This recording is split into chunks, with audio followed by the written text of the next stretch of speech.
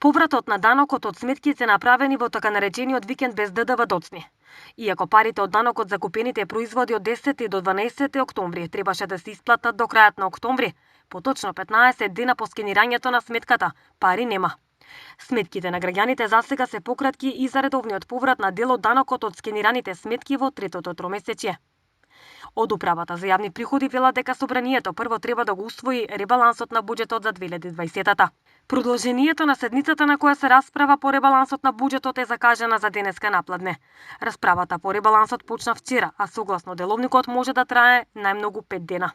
Во деновите 10, 11 и 12 октомври 2020 година, вкупно 204.088 граѓани купиле македонски производи и услуги, како и компјутерска опрема и издадените фискални сметки ги скенирале преку апликацијата Мој ДДВ.